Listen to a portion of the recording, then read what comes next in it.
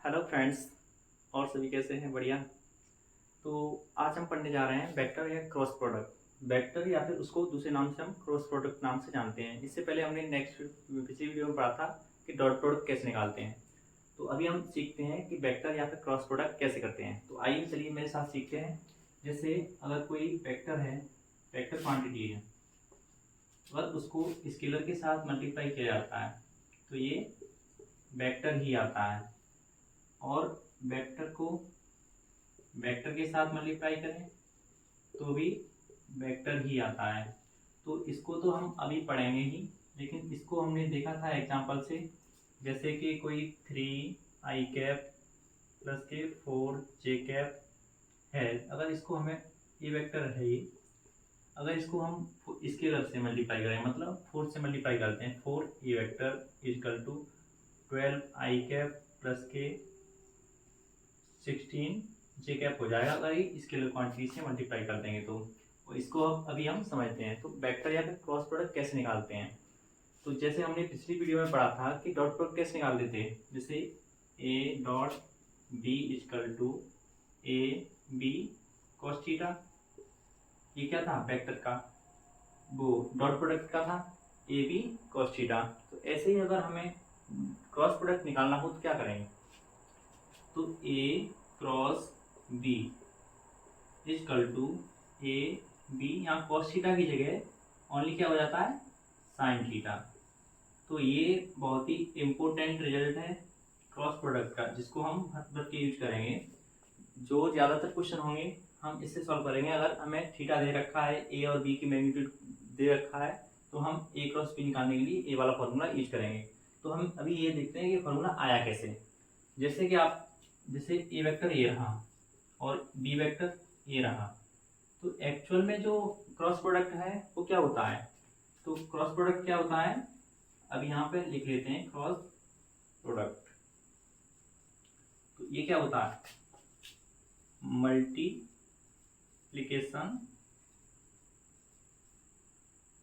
Perpendicular component with vector. तो जैसे B vector है, इसका परपेंडिकुलर कंपोनेंट क्या हो जाएगा, ये वाला, और ये वाला तो इसके साथ एक ही साथ हो ही जाएगा एक ही डायरेक्शन में। लेकिन जो परपेंडिकुलर डायरेक्शन में बी का कंपोनेंट है, तो ये क्या हो जाएगा, ये अगर थीटा है तो ये क्या हो जाएगा, बी साइन थीटा। ये बी साइन थीटा हो गया। तो ए क्रॉस बी निकालना हो तो क्या करेंगे, ए वेक्टर ये हो गया और बी साइन थीटा ये हो गया, तो बी साइन थीटा। तो ये हमने यहाँ से प्रूव कर दिया, लेकिन आपको ये सब जरूरत नहीं है, सिर्फ इस रिजल्ट को याद रखने की जरूरत है। तो इस रिजल्ट को आप याद रखिएगा। अगर हम यही बात करें कि ए क्रॉस बी कब जीरो हो सकता है, तो आपने देखा कि या तो ये वेक्टर जीरो हो जाए, ये जीरो कब हो सकता है, ये जीरो 3 कंडीशन में हो सकता है। या फिर ये वेक्टर का मैग्नीट्यूड जीरो हो जाए, या फिर बी वेक्टर का मैग्नीट्यूड जीरो हो जाए, या फिर sine theta equal to zero हो जाए। तो अभी हमने पढ़ा था क्या, क्रॉस प्रोडक्ट कैसे निकालते हैं। क्रॉस प्रोडक्ट का फॉर्मूला क्या था, जैसे A cross B equal to A B, ये मैग्नीट्यूड होते हैं इनके, साइन थीटा, और यहाँ पे एन कैप और होता है। तो ये एन कैप है, ये क्या डिनोट करता है, ये डायरेक्शन शो करता है। तो जैसे कोई एक वेक्टर ए रहा, ए वेक्टर, और ये बी वेक्टर है, और इसके बीच का एंगल थीटा है, तो हम ये फॉर्मूला लगा सकते हैं। ठीक है, जब ये फॉर्मूला लगा सकते हैं, लेकिन जो वेक्टर आया है उसकी डायरेक्शन क्या है ये हमें कैसे पता करेंगे। तो इसके लिए हम क्या यूज करते हैं, राइट हैंड रूल। इस राइट हैंड रूल में क्या होता है, जैसे हमें ए क्रॉस बी निकालना हो, ए क्रॉस बी, तो इसकी डायरेक्शन किधर होगी। तो जैसे हमने जैसे ये है, ये ऐसे रख लेते हैं, और इसको बी के साथ हमें क्रॉस करना है, तो क्या करेंगे, ए क्रॉस बी, बी की तरफ, और ये जो अंगूठा है हमारा जिस डायरेक्शन में जाएगा वो उसकी डायरेक्शन हो जाएगी। तो ये डायरेक्शन किधर है, ए क्रॉस बी किया है तो ये अपवर्ड डायरेक्शन है। तो A B equal to A B sine theta N cap. तो ये एन कैप क्या हो जाएगा, अपवर्ड, तो ये पॉजिटिव रहेगा, अगर डाउनवर्ड होता तो निगेटिव हो जाता। तो ये हमने डायरेक्शन निकालना सीख लिया है कि जैसे राइट हैंड थंब रूल होता है ना, कि ये जो हमारी फिंगर्स हैं उनको ऐसे रख के कर्ल करो बी की तरफ, ए क्रॉस बी। अगर बी क्रॉस ए करते तो ऐसे करते, ए की तरफ करते। तो ये अंगूठा है, ये आपको दिख रहा होगा अंगूठा, ये अंदर की तरफ जा रहा है, तो ये यहाँ पे एंगल क्या हो जाता, डाउनवर्ड। तो हम जैसे अगर वेक्टर क्रॉस प्रोडक्ट करना है और उसकी डायरेक्शन फाइंड करनी है तो हम यहाँ से आसानी से निकाल सकते हैं राइट हैंड थंब रूल लगा के। जैसे मैंने अभी बताया कि ए क्रॉस बी करना है, लेते हम ऐसे ही है, जैसे ए से ऐसे करना है एंटी क्लॉकवाइज, तो ए से बी की तरफ ए क्रॉस बी, और बी से ए की तरफ करना है तो ऐसे फिंगर्स को हम कर्ल करेंगे ए की तरफ। तो ऐसे करके हम इसकी डायरेक्शन फाइंड कर सकते हैं। ऐसे ही अगर हमको जैसे ये बताया था मैंने कि ये जीरो कब हो सकता है, तो A cross B equal to zero किन किन कंडीशन हो सकता है, ए इक्वल टू जीरो हो, बी इक्वल टू जीरो हो, या फिर sine theta equal to zero हो। तो थीटा की वैल्यू क्या होगी, theta equal to 0 degree, 180 degree. तो ये किस किस कंडीशन में होता है, जैसे ए वेक्टर ए था, बी वेक्टर ए था, तो इनके बीच का एंगल कितना होगा, 0, यहाँ पे थीटा इक्वल टू क्या हो जाएगा, 0 डिग्री। अगर ए वेक्टर ए रहा और बी वेक्टर ए रहा, एंटी पैरेलल है, 180 डिग्री का इस दोनों के बीच में कितना एंगल है, 180। तो यहाँ पर भी क्या हो जाएगा, थीटा इक्वल टू 180, तो ये यहाँ पे साइन थीटा की वैल्यू भी 0 होती है। तो यही हमने सीख लिया कि कैसे हम अपना मतलब कोई वेक्टर आता है क्रॉस प्रोडक्ट करने के बाद तो उसका डायरेक्शन कैसे फाइंड करते हैं और ये कब कब 0 हो सकता है। तो अभी इसको नोट डाउन कीजिए, तब तक मैं मिटा रहा हूँ उसको। अभी हमने पढ़ लिया कि क्रॉस प्रोडक्ट कैसे निकालते हैं, तो अभी इस पे हम एक एग्जांपल कर लेते हैं। जैसे एग्जांपल देख लीजिए कि ए वेक्टर का मैग्नीट्यूड 5 दे रखा है एंड बी वेक्टर का मैग्नीट्यूड 6 दे रखा है एंड ए क्रॉस बी का मैग्नीट्यूड दे रखा है 15। Then find angle between A vector and B vector. तो ये हमें निकालना है, तो हम क्या करेंगे, जैसे ए क्रॉस बी का मैग्नीट्यूड दे रखा इक्वल टू 15, तो ए क्रॉस बी यहाँ से हम निकाल लेंगे। ये क्या होता है, ए का मैग्नीट्यूड, बी का मैग्नीट्यूड और साइन थीटा। तो इसका क्या करेंगे, ये कितना है 5 और ये 6, तो ये 30 साइन थीटा हो गया। और इसका ये मैग्नीट्यूड दे रखा है, तो मैग्नीट्यूड कितना दे रखा है, ये दे रखा है 15, तो 15 और ये 30 साइन थीटा हो गया। ये 30 साइन थीटा दे रखा है ना, ये वाला 30 साइन थीटा, तो 15 इक्वल टू 13 साइन थीटा। तो साइन थीटा इक्वल टू क्या हो जाएगा, 30/15, 30/15 नहीं होगा, 15/30 हुआ, तो ये 1/2 हो जाएगा। तो क्या हुआ, ये 1/2। तो साइन थीटा इक्वल टू 1/2 हो गया, तो थीटा इक्वल टू क्या हो जाएगा, थीटा इक्वल टू 30 डिग्री। तो यहाँ एंगल जो पूछा था, तो एंगल कितना हो जाएगा, तो आंसर क्या होगा, थीटा इक्वल टू 30 डिग्री। लेकिन हमने एक चीज और पढ़ी है कि sine 180 minus theta equal to कितना होता है, साइन थीटा। तो ये कितना हो जाएगा, साइन 150 डिग्री। तो थीटा इक्वल टू 150 डिग्री और या 30 डिग्री, दोनों में से कोई भी हो सकता है, क्योंकि साइन थीटा जैसे हमने आप पढ़ा हुआ है ट्रिग्नोमेट्री में, sine 180 minus theta equal to क्या होता है, साइन थीटा। साइन थीटा होता है ना, तो थीटा हमारे दो आ सकते हैं, एक 30 डिग्री और 150 डिग्री, दोनों ही सही हैं।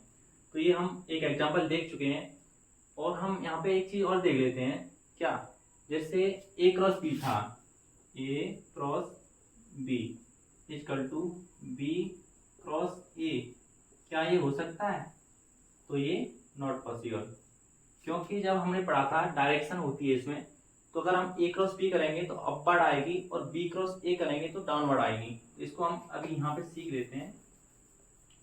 जैसे ए वेक्टर ए रहा और बी वेक्टर ए रहा, अगर हम ए क्रॉस बी करते हैं, ए क्रॉस बी, तो डायरेक्शन कितनी आएगी, ए क्रॉस बी, डायरेक्शन अपवर्ड है। तो अगर हम ये बी क्रॉस ए।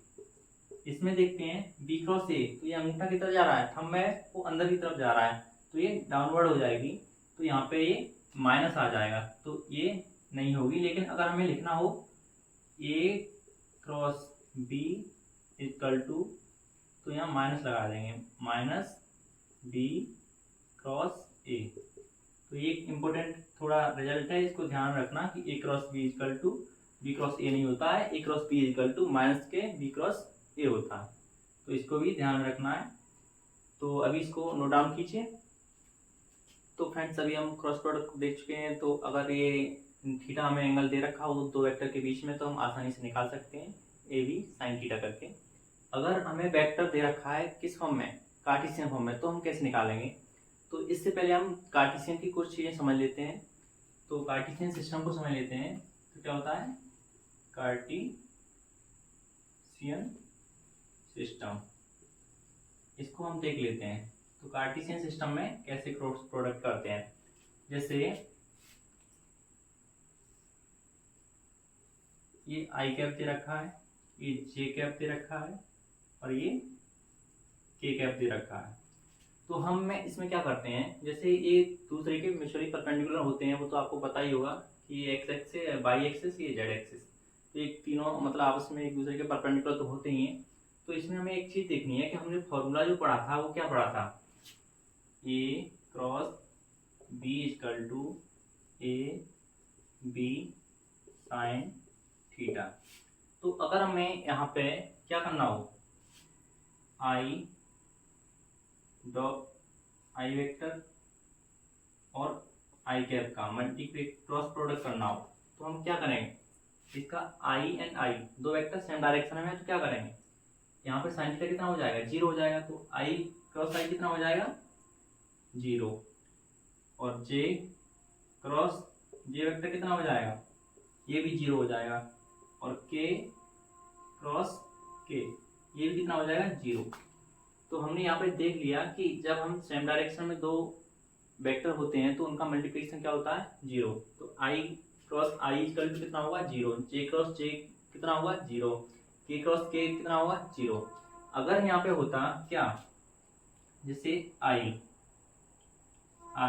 क्रॉस जे, ये कितना हो जाता, आई क्रॉस जे कितना होता है, ये तो 90 डिग्री है ना एंगल, ये कितना एंगल है, 90 डिग्री है, तो 90 डिग्री में साइन थीटा कितना होता है, अपन ये कितना हो जाता, I cap into J cap equal to कितना हो जाता, क्रॉस करते तो इसका आंसर आता 1। तो इसका आंसर 1 कैसे आता है वो देख लीजिए। जैसे आई क्रॉस जे इक्वल टू क्या होता, ये वाला वेक्टर हम ए मान लो, इसको भी मान लो, तो इसका कितना वैल्यू होता, आई कैप का वैल्यू कितना होता, यूनिट वेक्टर है तो इसका वैल्यू 1 हो जाता और इसका वैल्यू 1 हो जाता, तो क्या होता, ए कैप और ये B vector sine theta, sine theta कितना हो गया 90 डिग्री, तो साइन थीटा 90 डिग्री की वैल्यू कितनी होती है, ये थीटा इक्वल टू 90 डिग्री, तो इसकी वैल्यू कितनी हो जाएगी 1। और बी वेक्टर क्या हो गया, ये वाला वेक्टर, तो ये यूनिट वेक्टर है तो इसकी वैल्यू भी 1 हो जाएगी, और ये आई कैप है तो इसकी वैल्यू 1 हो जाएगी। तो कितना आंसर आएगा, ये आई क्रॉस जे इक्वल टू 1। तो इस चीज को हम आसानी से समझने के लिए कि आई क्रॉस जे कितना आएगा, जे क्रॉस के कितना आएगा, कैसे आएगा, तो इसको हम एक शॉर्ट ट्रिक से समझते हैं। जैसे यहाँ पे लिख लीजिए, आप कैसे लिख लीजिए, ऐसे यहाँ पे आई लिख लीजिए, आई, यहाँ पे जे लिख लीजिए और यहाँ के लिख लीजिए। अगर आई का जे में करेंगे, जे का के में करेंगे और के का आई में करेंगे तो क्या आएगा, यहाँ पे देखिए ध्यान से कि आई का जे में करेंगे, आई क्रॉस जे इक्वल टू क्या होगा, आई का क्रॉस में करेंगे तो इसका वैल्यू तो 1 आएगा, लेकिन यहाँ पे डायरेक्शन क्या आएगी, ये एन कैप थी नहीं, तो एन कैप डायरेक्शन क्या आएगी, तो आई क्रॉस जे इक्वल टू क्या आता है, के, तो ये तो 1 हो गया और यहाँ के कैप और आएगी, तो यहाँ पे आई क्रॉस जे इक्वल टू क्या होगा, ये 1 तो छोड़ दीजिए, हमें डायरेक्शन ही निकालनी है हमें। तो आई क्रॉस जे करेंगे तो क्या आएगा, आई से जे की तरफ आ रहे हैं, अगर ये क्लॉकवाइज डायरेक्शन है तो क्या आएगा, के कैप, और जे क्रॉस के करना है, जे क्रॉस के कैप करना है, तो ये कितना आएगा, आई कैप जो बचा वो आई कैप, और के क्रॉस आई करना है, के क्रॉस आई कैप, तो ये कितना आएगा बचा क्या ये जे, तो ये जे डायरेक्शन में आएगा। अगर हम इसका एंटी क्लॉकवाइज ले लें, जैसे अभी हमने ये लिया था, अगर हम ऐसे ले लें, कैसे कि आई, ये वाला जे क्रॉस आई, तो जे क्रॉस आई इक्वल टू क्या होगा, तो हमने जब एंटी क्लॉकवाइज लिया है इसकी तरफ, तो क्या करेंगे, इसकी डायरेक्शन बदल जाएगी। तो क्या होगा, यहाँ एंटी क्लॉकवाइज में लिया ना ऐसे करके, इसका डायरेक्शन क्या हो जाएगा, J cross I equal to minus K cap. ऐसे ही हम सेम देख सकते हैं बाकी भी। तो जैसे अगर हमें के क्रॉस जे करना है, के क्रॉस जे, तो किसका आएगा answer, minus K I cap. तो इस चीज़ का ध्यान रखना है। इसका हम अगर नेक्स्ट एग्जाम्पल में एग्जाम्पल करेंगे ना, तो उसमें ये सब चीज़ों का ध्यान रखना है कि के क्रॉस जे, आई क्रॉस आई क्रॉस जे, इसका डायरेक्शन क्या होगा। तो यूनिट वेक्टर ये क्या दिखाता है, डायरेक्शन दिखाता है। तो इसको हम अभी एक एग्जाम्पल से समझते हैं। तो जैसे हमने एक एग्जाम्पल ले लेते हैं, A vector equal to 2i cap plus के 3j cap, B vector equal to 3i cap plus के 4 कर देते हैं, 4j कैप। तो इसको हमें अगर क्रॉस प्रोडक्ट करना है तो हम क्या करेंगे, जैसे A cross B equal to 2i cap plus के 3j कैप, इसका किसके साथ मल्टीप्लाई करना है, b के साथ। तो b को यहाँ पे लिख लेते हैं 3i कैप प्लस के 4j कैप। तो अभी हमने जो कार्टेशियन सिस्टम समझा था उसमें क्या था कि अगर i j और k ऐसे लिख रखे थे, एक सर्कल बना लीजिए, एक सर्कल पे बना लेते हैं हम। यहाँ पे i लिख लीजिए, यहाँ पे j कैप लिख लीजिए और यहाँ पे k कैप लिख लीजिए। तो इसमें क्या था कि अगर हम i से j की तरफ जाते हैं, अगर ऐसे क्लॉकवाइज जाते हैं, तो i cross j equal to क्या था, k कैप, और j क्रॉस k क्या था, i कैप, और k क्रॉस i क्या था, j कैप। ये j कैप, i कैप और k कैप ये डायरेक्शन को शो करते हैं। अगर हमें उल्टा चलना पड़ता है, ऐसे चलिए ना, i cross j clockwise, i cross j k, j cross i, j cross k, j cross k i cap, k cross i, k cross i j cap. अगर हम ऐसे चलते, अभी तो हम ऐसे चले थे ऐसे करके, अगर हम उल्टा चलते, उल्टा कैसे, k से j की तरफ ऐसे चलेंगे, k से j की तरफ, तो क्या होगा, k cross j equal to क्या होगा, माइनस के आई कैप। अगर एंटी क्लॉकवाइज जा रहे हैं तो यहाँ माइनस साइन आ जाएगा। अगर j क्रॉस आई कैप कर दे तो क्या होता, यहाँ माइनस के कैप हो जाता। ऐसे ही करके हम देख सकते हैं, अगर एंटी क्लॉकवाइज जा रहे हैं तो माइनस साइन आ जाएगा आगे। तो हम अब इसी को देखते हैं। और हमने पहले ये भी पढ़ा था कि i cross I, j cross j, k cross k, ये सब क्या होता है, equal to zero, equal to zero, equal to zero. तो यहाँ पे आप नोट डाउन कर लीजिए, एक नोट लगा लीजिए। यहाँ पे क्या नोट लगाना है कि i cross i equal to j cross j equal to k cross k equal to क्या होता है, जीरो। ये क्या होता है, जीरो। तो ये बहुत ही इम्पोर्टेंट नोट है, आप इसको ऐसे करके 3 मार्क्स लगा लीजिए। और इसी की हेल्प से अब हम इसको सॉल्व करते हैं। तो इसमें क्या था, जैसे इसका मल्टीप्लाई इसमें करते हैं ना, तो ये i क्रॉस i होगा, तो i क्रॉस i कितना होता है, जीरो। तो इसका टर्म कितना हो जाएगा, जीरो, प्लस के 2 का इसके साथ करते हैं, तो 4 2 जा 8, 2 4 जा 8, और i क्रॉस j, तो ये तो पॉजिटिव रहेगा, नेगेटिव नहीं आएगा। तो i क्रॉस j अगर करते हैं तो क्या आता है, i क्रॉस j के साथ क्या आता है, k कैप, तो 8 k कैप। अब इसका कीजिए इसके साथ, तो j क्रॉस i है, j क्रॉस i है, क्या आ जाएगा यहाँ, निगेटिव साइन, 3 3 जा 9 k कैप। आपने यहाँ क्या पढ़ा था, j cross i equal to minus K cap, तो माइनस साइन यहाँ पे आ गया। अब 3 का जे के साथ करेंगे तो यहाँ कितना आएगा, जे क्रॉस जे, तो जे क्रॉस जे कितना था 0, तो ये 0 हो गया। तो यहाँ पे कितना हो जाएगा, आंसर कितना आ जाएगा माइनस के कैप। तो ये आंसर आ गया इसका। तो हमने कार्टेशियन सिस्टम से कैसे निकालते हैं ये हमने पढ़ लिया है, लेकिन ये तरीका हमारा लॉन्ग हो जाता है, तो हम इसका शॉर्ट तरीका पढ़ेंगे कि शॉर्ट तरीके से अगर ऐसे दे रखा है तो हम शॉर्ट तरीके से कैसे सॉल्व करते हैं। तो इसको अभी नोट डाउन कर लीजिए, हम इसका मतलब एक शॉर्ट तरीका बताते हैं। हमने अभी ये एग्जाम्पल से सीख लिया कि कैसे हम क्रॉस प्रोडक्ट निकालते हैं कार्टेशियन फॉर्म में दे रखा है तो, लेकिन ये तरीका था वो थोड़ा लेंदी पड़ जाता है और उसमें क्या होता है कि गलती होने के चांसेस ज़्यादा रहते हैं। तो गलती ना हो तो उसके लिए हम एक शॉर्ट तरीके से करते हैं। जैसे अभी तो दो मतलब टर्म दिए थे आई और जे के, तो आपने शॉर्ट मतलब ऐसे ही कर दिया, लेकिन अगर उसमें के कैप भी मतलब के डायरेक्शन भी ऐड हो जाएगी तो मतलब थोड़ा कठिन पड़ सकता है और थोड़ा हो सकता है कि आपको मिस्टेक भी करें उसमें। तो इसके लिए हम एक शॉर्ट तरीका बढ़ते हैं। जैसे A vector equal to I cap plus के 2 जे कैप प्लस के 3 के कैप, और B vector equal to 4 I cap plus K 5 J cap plus के 6 के कैप ये दे रखा है। तो हमें ए क्रॉस बी करना है। क्या करना है, A cross B equal to ये मतलब क्या आएगा। तो हम क्या करेंगे इसको मतलब सॉल्व करने के लिए हम क्या करेंगे, ऐसे करके ऐसे करेंगे, यहाँ लिख लेंगे आई कैप, यहाँ लिख लेंगे जे कैप, यहाँ पे लिख लेंगे के कैप। ये हमने लिख लिया।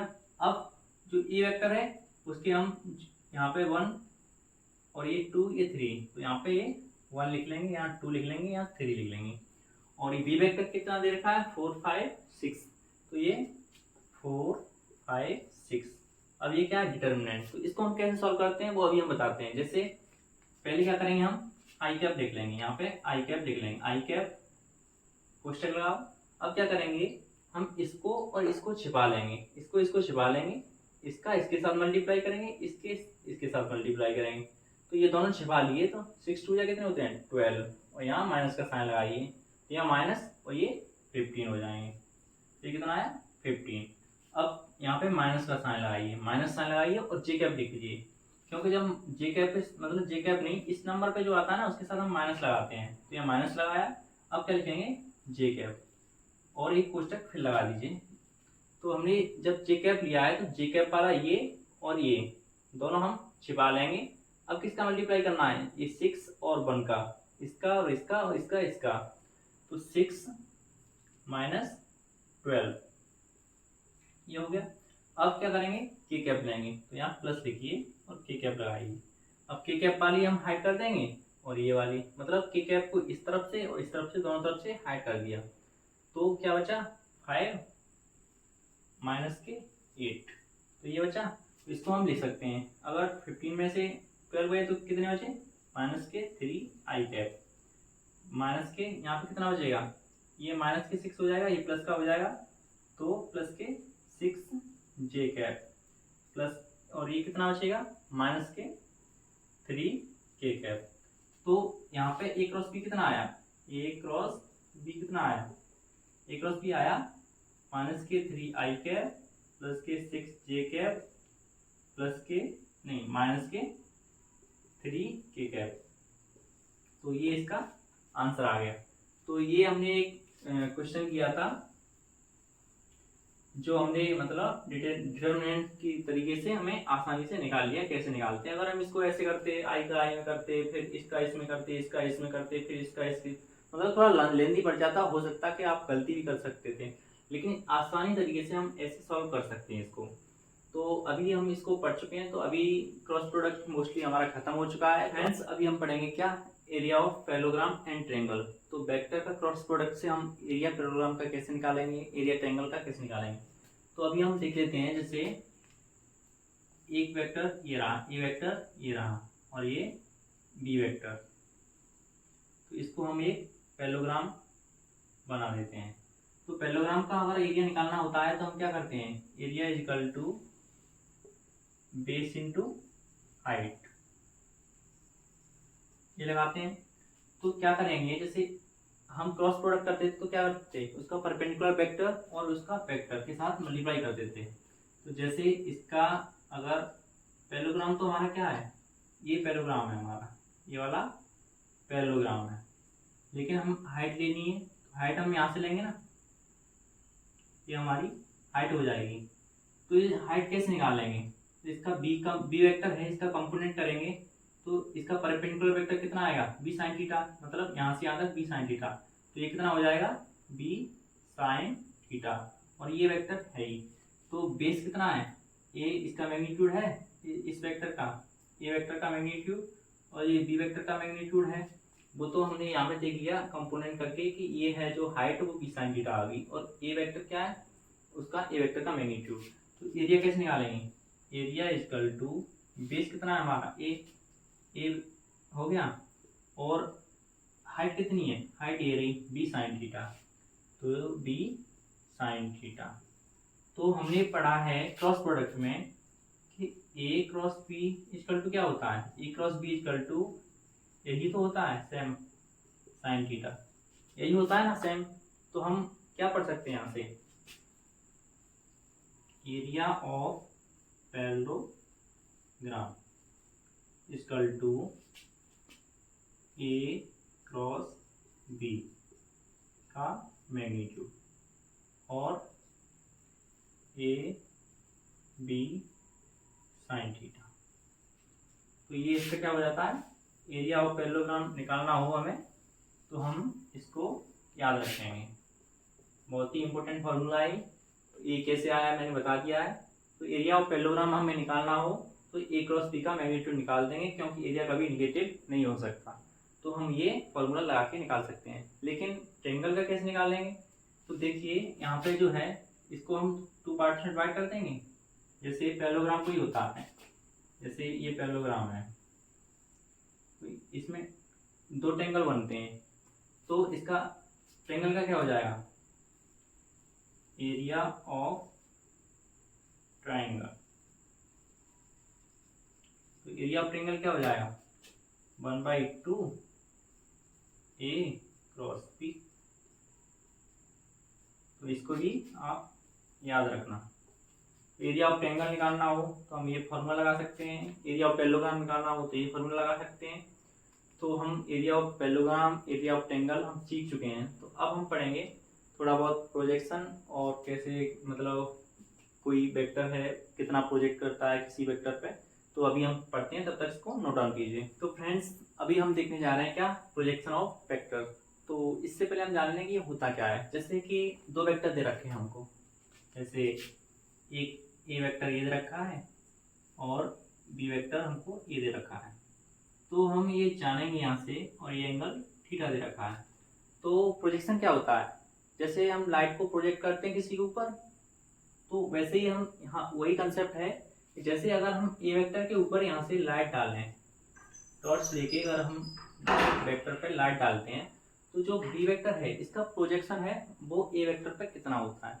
तो जैसे हम ऊपर से टॉर्च लेके ए वेक्टर पे लाइट डालेंगे तो इसका जो जितना प्रोजेक्शन है ए वेक्टर पे आएगा तो कितना आएगा, तो हम यही सीखेंगे। तो जैसे बी वेक्टर है तो इसका हम कंपोनेंट कर लेंगे, तो कंपोनेंट करेंगे तो क्या होगा, ये वाला तो साइन थीटा हो जाता है, कॉस मतलब बी वेक्टर साइन थीटा, और ये वाला जो कंपोनेंट है वो क्या होता है, बी कॉस थीटा। तो ये वाला बी कॉस थीटा हो गया, और ये ए। तो हम क्या देखेंगे, क्या projection of vector B on vector A equal to क्या है, बी कॉस थीटा, ये होता है। तो हमने डॉट प्रोडक्ट में पढ़ा था, क्या पढ़ा था डॉट प्रोडक्ट में, कि A dot B equal to A B cos theta. तो हमें ये कॉस थीटा तो इतना दे रखा है, तो इसकी वैल्यू कितनी हो जाएगी, इसकी वैल्यू कितनी हो जाएगी, यहाँ पे A dot B upon magnitude of A equal to B cos theta. तो ये हो गया। तो बी कॉस थीटा की वैल्यू कितनी हो जाएगी, ये। तो हम यहाँ पे लिख सकते हैं ना, या तो इसे लिखते हैं या फिर ये A dot B upon magnitude of A vector. तो ये इसका फॉर्मूला हो जाता है किसका, प्रोजेक्शन का। तो हमें जैसे प्रोजेक्शन निकालना हो कि बी वेक्टर का ए वेक्टर पर कितना प्रोजेक्शन है, तो उनका डॉट प्रोडक्ट करके जिस पे निकालना है, किस पे निकालना है, ए पे निकालना है, तो उस मैग्नीट्यूड से डिवाइड कर देते हैं। तो ये प्रोजेक्शन निकालने का तरीका है। तो आई होप आपको समझ में आ गया होगा कि प्रोजेक्शन क्या होता है। प्रोजेक्शन कुछ नहीं, बी cos थीटा होता है, यही जिसको हम डॉट प्रोडक्ट में देखते हैं ना। तो हम सिंपली ये फॉर्मूला याद रखते हैं कि उसका डॉट प्रोडक्ट कर दो और जिस पे मतलब जिस वेक्टर पे प्रोजेक्शन पूछ रहा है ना उससे डिवाइड कर दो सिंपली। तो फाइनली अब हमारा वेक्टर खत्म होने वाला है। तो हम उससे पहले एक रूल समझ लेते हैं, जैसे हमें फिजिक्स में यूज करना पड़ेगा कि लेबेस रूल, जिसको हम कहाँ यूज करते हैं तो हम देख लेते हैं क्या, लेपेस रूल। तो ये रूल कब अप्लाई होता है, तो ये रूल होता है when system in equilibrium. System किस में हो, इक्विलिब्रियम में हो। जैसे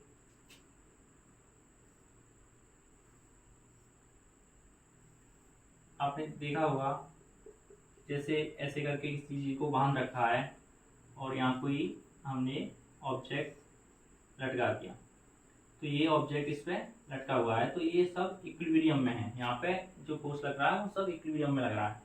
तो अगर ये ए वेक्टर है, ये कितना है ए वेक्टर, और ये बी वेक्टर है और ये सी वेक्टर मान लिया जाए, तो क्या करेंगे, जैसे ये ए वेक्टर है, ए वेक्टर है, इसके अपोजिट साइड थीटा 1 मान लो, बी वेक्टर के अपोजिट साइड थीटा 2 मान लो, और सी वेक्टर के अपोजिट थीटा सी मान लो।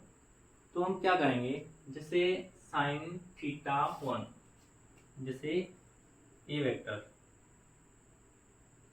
Upon sine theta 1 equal to B vector upon sine theta 2 equal to C vector upon sine theta 3।